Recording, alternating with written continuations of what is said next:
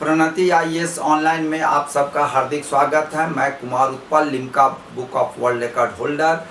आप सभी को आज मैं एक नवीन विषय से शुरू कर रहा हूं, वह है अंतःस्रावी तंत्र, जिसको इंडोक्राइन सिस्टम कहते हैं।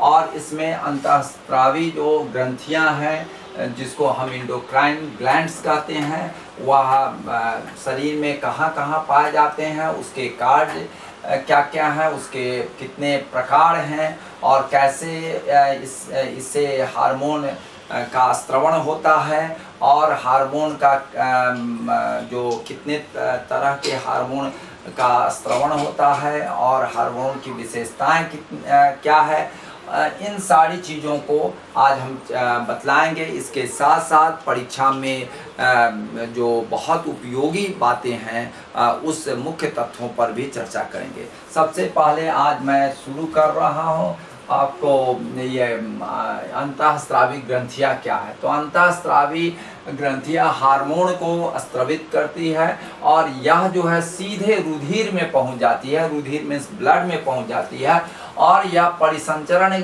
के फलस्वरूप यह हार्मोन जो है समस्त शरीर में पहुंच जाते हैं और शरीर के विभिन्न भागों में यह जो है मेटाबॉलिक क्रियाएं करती हैं और उसको प्रभावित करती है। यही अंतःस्रावी ग्रंथियां कहलाती है। तो मैं आपको अंतःस्रावी ग्रंथियां जो है, ग्रंथियां कितने तरह की होती हैं, तो वह जो है आपका दो तरह के ग्रंथियां दो प्रकार की होती है। एक बाह्य स्रावी ग्रंथियां होती है, दूसरा अंतःस्रावी ग्रंथियां होती है। ग्रंथियां कितने प्रकार की होती है, यह प्रश्न बार बार पूछा जाता है। तो आपको पूछा जाएगा बाह्य स्रावी ग्रंथि और अंतःस्रावी ग्रंथि। अंग्रेजी में इसको एक्सोक्राइन ग्लैंड्स कहते हैं, इसको इंडोक्राइन ग्लैंड्स कहते हैं। अब इसका हम ग्रीक भाषा में एक्सो मीन्स आउट, मीन्स एक्सटर्नल के सेंस में होता है, और क्रीनेन मीन्स होता है टू सेक्रीट होता है। ग्रीक वर्ड अंतःस्रावी का इंडोक्राइन होता है, जो ग्रीक इंडो मीन्स विदिन होता है, क्रीनीन मीन्स होता है टू सेक्रीट मीन्स स्रवण करना। तो इसको आप समझ गए होंगे। ग्रंथियां जो है ग्लैंड्स दो तरह के होते हैं। एक होते हैं आपको बाह्य स्रावी ग्रंथि, दूसरा है अंतःस्रावी ग्रंथि, जिसको अंग्रेजी में बाह्य स्रावी को हम लोग एक्सोक्राइन ग्लैंड्स कहते हैं और अंतःस्रावी को इंडोक्राइन ग्लैंड्स कहते हैं। तो आइए इस दोनों के बीच में कंपैरेटिव एनालिसिस पर हम लोग चर्चा करेंगे। जो आपको कंपैरेटिव एनालिसिस का मतलब है, दोनों में अंतर को आज स्पष्ट करेंगे कि बाह्य स्रावी ग्रंथि और अंतःस्रावी ग्रंथि जो है वह उसमें कितने अंतर होते हैं, क्या क्या अंतर है। तो बाह्य स्रावी ग्रंथि है इंजाइम स्रावित करती है, मीन्स सेक्रेशन ऑफ इंजाइम्स का कार्य करती है, या हार्मोन को स्रावित करती है, मीन्स सेक्रेशन ऑफ हार्मोन्स करती है। मैं और आगे बढ़ रहा हूँ। स्राव वाहिनी में करते हैं, वाहिनी मीन्स डक्ट होता है, तो जो सेक्रीशन होता है वह डक्ट में करते हैं, या डक्टलेस होता है, मीन्स इसमें वाहिनी नहीं होती है, डक्टलेस होता है। इसको ध्यान रखेंगे। यह बहुत दो महत्वपूर्ण अंतर है। अब जैसे आपको पाचन ग्रंथियां हैं, यकृत है, लीवर है, उसमें आपको डक्ट के द्वारा स्रवण होता है, सेक्रीशन होता है। चलिए आगे बढ़ते हैं। स्रावी पदार्थ प्रोटीन का बना होता है। यह जो होता है आपको सेक्रीशन है, प्रोटीन का बना होता है, या प्रोटीन यहाँ स्रावी पदार्थ हार्मोन प्रोटीन स्टेरॉयड का बना होता है। इसको आप ध्यान रखेंगे, स्टेरॉयड का बना होता है। यहाँ स्रावी पदार्थ जो है वही कार्य करता है जहाँ ये स्रावित होता है, और यह जो है स्रावी पदार्थ शरीर में विशिष्ट स्थान पर पहुंचकर विशिष्ट परिवर्तन करते हैं। विशिष्ट स्थान पर विशिष्ट परिवर्तन करने का काम जो है आपको अंतःस्रावी ग्रंथि करते हैं।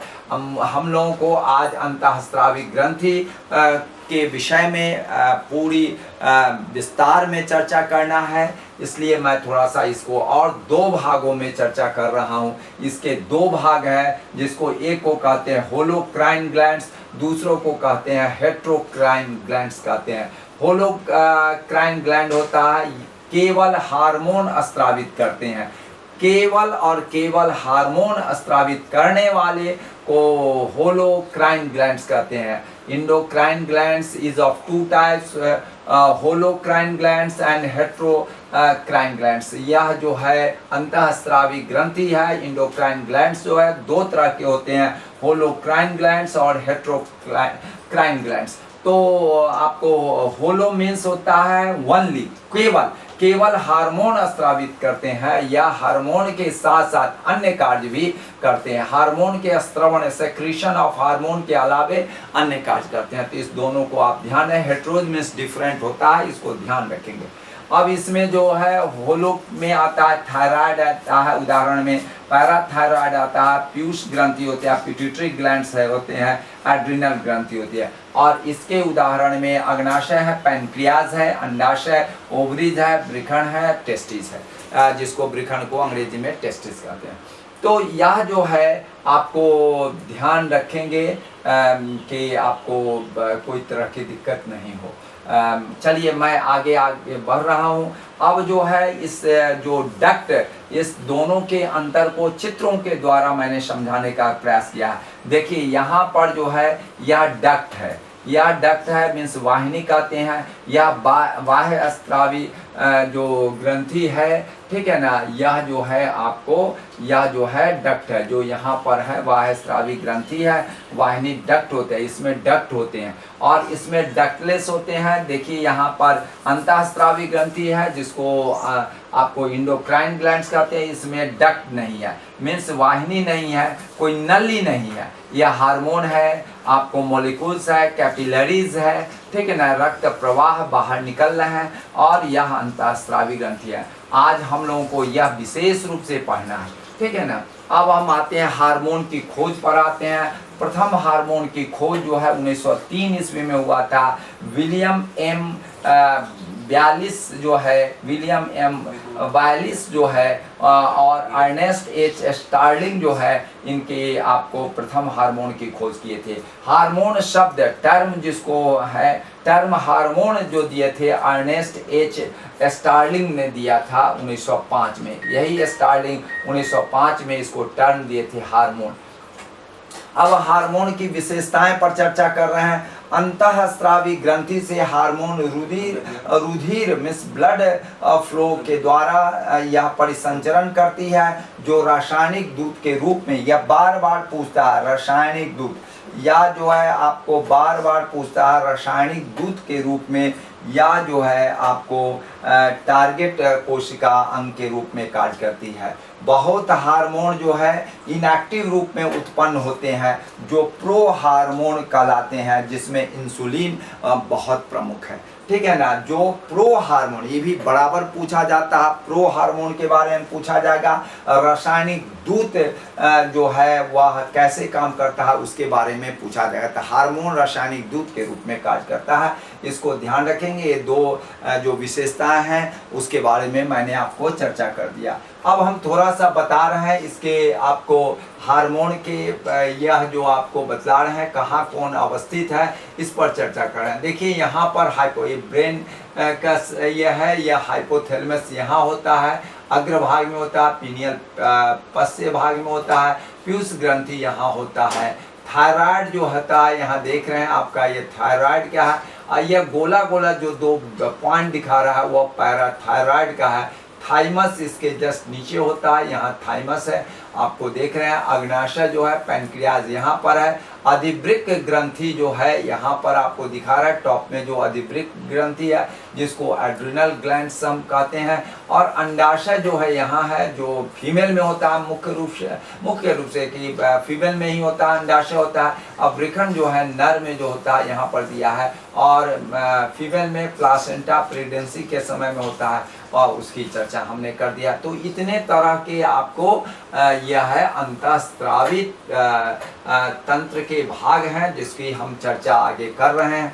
मैं आपको आगे बढ़ रहा हूं कि हार्मोन के प्रकार कितने हैं। तो हार्मोन के जो प्रकार है आपको परिसंचारी हार्मोन है और विसरणशील हार्मोन है। अब ये दोनों के बारे में मैं अंतर स्पष्ट कर दिया। उत्पत्ति इसका अंतःस्रावी ग्रंथियों से परिसंचारी होते हैं, उत्पत्ति उत्तक से होते हैं। परिसंचरण से सभी अंगों तक यह पहुँचते हैं, ठीक है, इसमें विसरण द्वारा ऊतकों में फैल जाते हैं। प्रभाव है कुछ विशिष्ट अंगों पर अस्थायी होता है और अधिक समय तक, यह कभी कभी आजीवन भी इसमें रहता है परिसंचारी हार्मोन, लेकिन यह जो स्थानीय होता है और अधिक काल तक यह नहीं रहता है, इसको आप ध्यान रखिएगा।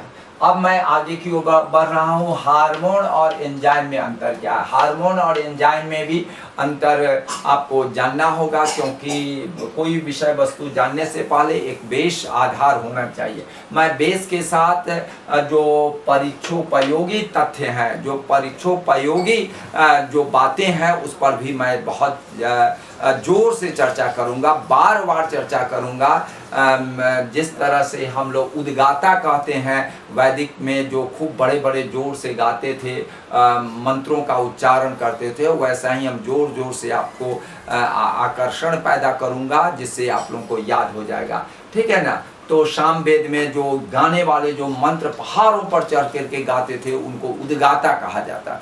तो वही मैं परीक्षोपयोगी जो बातें हैं, जो मूल बातें हैं, मूल बातों के साथ परीक्षोपयोगी बातों को उद्गाता की तरह मैं जोर जोर से आपको समझाने की कोशिश करूंगा, आप लोगों को बार बार रिपीट करवाऊंगा, जिससे आप लोगों को याद हो जाए। चलिए मैं आगे बढ़ रहा हूँ। हार्मोन और एंजाइम में अंतर क्या है? तो हार्मोन जो है अंतःस्रावी ग्रंथियों द्वारा स्रावित होते हैं, बाह्य स्रावी ग्रंथियों द्वारा स्रावित होते हैं। एंजाइम होता है जो बाह्य स्रावी जो ग्रंथि है उसके द्वारा, जिसकी हमने चर्चा पहले किया है। अनुभार कम होता है, हार्मोन का अनुभार कम होता है, एंजाइम का अनुभार अधिक होता है। रासायनिक सूचक होते हैं, हार्मोन होता है, लेकिन जैव उत्प्रेरक होते हैं, एंजाइम्स होता है। रासायनिक क्रियाओं में प्रकट हो जाते हैं, यह एंजाइम प्रकट नहीं होते हैं।